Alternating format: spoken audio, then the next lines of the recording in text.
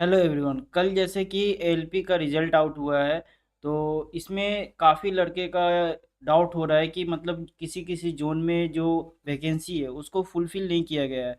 तो उसके पीछे क्या कारण है, और आगे हम लोग देखेंगे इसके एनालिसिस, जो एनालिसिस हुए कि किस नंबर पे मतलब पहले कितना कटअप था सीबीटी टू में और सीबीट में कितना कटअप था। उसको हम लोग प्रीफर करेंगे कि कितना मार्क्स इंक्रीज हुआ, किस में कितना मार्क्स बढ़ा है नहीं बढ़ा है। तो जैसे कि यहाँ पे आप देख रहे हैं कि अहमदाबाद का जैसे 937 वैकेंसी था, लेकिन क्या हुआ उसमें 937 की जगह 935 हो गया है। किसी जोन में 761 है तो 760 हो गया है। और किसी किसी में मानते हैं कि चलो किसी में कि एक्स सर्विसमैन फुलफिल नहीं किए गए हैं। तो पहले क्या होता था, रेलवे जो होता था वो एक्स सर्विसमैन के सीट की जगह अदर कैंडिडेट को रख लेते थे, जो एससी एसटी ओबीसी जनरल से आते थे उसको उसमें फुलफिल करते थे। लेकिन इस बार उन्होंने किया नहीं, और प्लस जितने टोटल वैकेंसीज है उसमें भी उन्होंने फुलफिल नहीं किया है। तो इसमें लड़के लोग बोल रहे हैं कि इसमें गड़बड़ी हुआ है। लेकिन अब वो तो बोर्ड ही जाने, अलग अलग बोर्ड है तो वो ही जानेगा कि मतलब क्या होगा नहीं होगा। इसको तो हम लोग कुछ कर नहीं सकते हैं। और ये कल आया था पहले अजमेर का, उसमें जो सीबीटी टू का जो रिजल्ट था उसमें क्या था कि इसमें जनरल का 80 मार्क्स था। नहीं, जनरल का सीबीट के लिए 66 मार्क्स था, और एससी के लिए 34 था, एसटी का 25 था, ओबीसी का 40 था, ईडब्ल्यूएस का 40 था। लेकिन ये जो साइको देने के बाद जो मार्क्स इंक्रीज हुआ है उसमें जनरल का मार्क्स तो लगभग 14 नंबर बढ़ा है, एससी का लगभग 40 नंबर बढ़ा है, एसटी का लगभग 60 नंबर बढ़ा है, सॉरी 50 नंबर बढ़ा है, 45 नंबर, और ओबीसी का लगभग 37 नंबर बढ़ा है। तो ऐसे ही फ्लक्चुएशन देखा जा रहा है, सभी जितने भी नंबर बढ़ रहे हैं। तो ऐसा इसलिए हुआ है ना कि मतलब जो पहले जो कैंडिडेट, जो ऐसा कि जो ओबीसी में था, ओबीसी में क्या था ना 40 नंबर जिसके आए हैं, 40 मार्क्स जिसके आ गए, वो क्या हुआ उसमें काउंट हो गया ओबीसी में। और जिसके नंबर 60 के एवब थे या 70 नंबर थे, और यहाँ पे यूआर का कटअप कितना गया था, यूआर का कटअप गया था, आपको दिखा रहा हूँ मैं। यूआर का कटअप यहाँ पे गया था 66, ठीक है। और यहाँ पे यूआर का कटअप गया है 80। तो इसके जाने के पीछे कारण भी है। यूआर का जो 66 नंबर था और जिसके 70 नंबर थे, मतलब ओबीसी में जिसके 70 नंबर थे, वो क्या हुआ जनरल में काउंट हो गया। जनरल में काउंट होने के, और जो इसका ओबीसी में 40 मार्क्स के ऊपर थे, उनको तो साइको देने का मौका तो मिल गया, उनको एक्सपीरियंस मिल गया। लेकिन क्या हुआ ना कि उनका सिलेक्शन ऐसे भी नहीं होने वाला था, और वो जो आशा लेके बैठे थे कि हाँ यार कुछ ना मार्क्स बढ़ जाएंगे हो जाएंगे, नहीं होने वाला। यहाँ पे कटअप पहले ही बढ़ चुका है, ये जो है 77 नंबर ओबीसी का गया। इसमें क्या हुआ ना कि जो जनरल का बच्चा है, वो जनरल का बच्चा यहाँ पे जो यूआर में काउंट हुआ था जनरल में, और यहाँ पे क्या हुआ वो ओबीसी में मार्क्स लेके आया था, तब जाके उसका ओबीसी में यहाँ पे हो गया। ऐसे ही आगे में कोलकाता बोर्ड का था, कोलकाता बोर्ड में भी ओबीसी का 30 मार्क्स गया था। आपको अगर साफ साफ नहीं दिख रहा है तो यहाँ पे 30.95 गया था, ठीक है। और यूआर का लगभग 70 नंबर गया था। तो इसमें देखो आप ज़्यादा का इंक्रीजमेंट देखा तो नहीं गया है। और ओबीसी में यहाँ पे लगभग 80 नंबर गया है, लगभग यहाँ पे 50 नंबर का आपको इंक्रीजमेंट इसमें देखने को मिल रहा है। तो ऐसा इसलिए हुआ है क्योंकि जो ओबीसी में का बंदा था वो यहाँ पे जनरल में काउंट हो गया। और जब ये फाइनल साइको का रिजल्ट आया तो उसमें क्या हुआ, जो 30 नंबर के ऊपर थे, वो क्या हुआ ना कि साइको में जाके वो एवरेज को घटाए।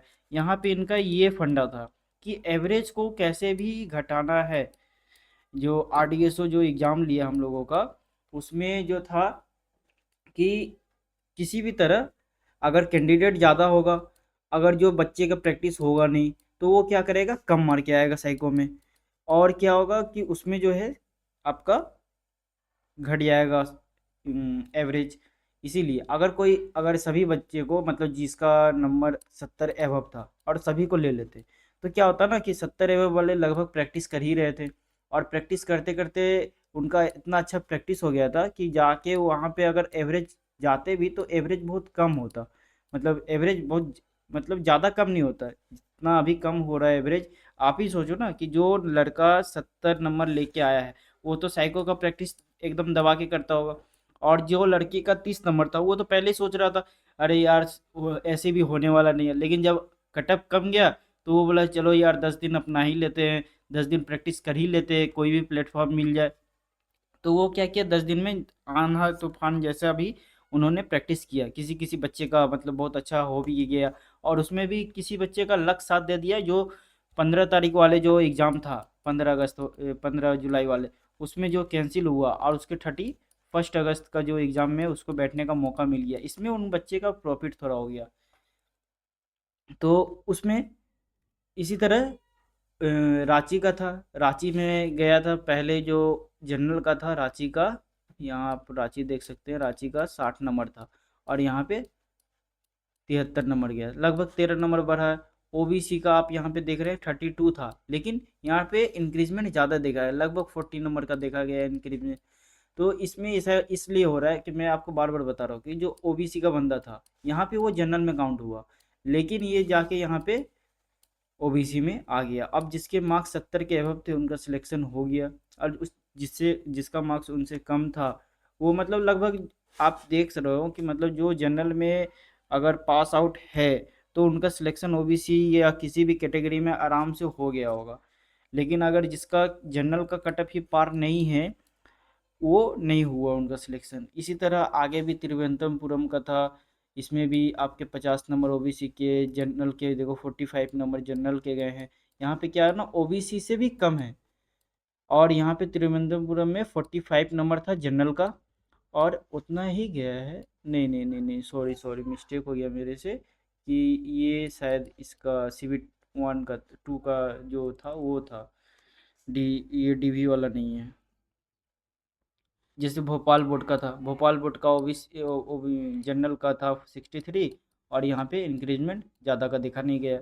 इसी तरह ओबीसी का था 55, यहाँ भी इंक्रीजमेंट ज़्यादा देखा नहीं, लगभग 20 नंबर का इंक्रीजमेंट है इसमें।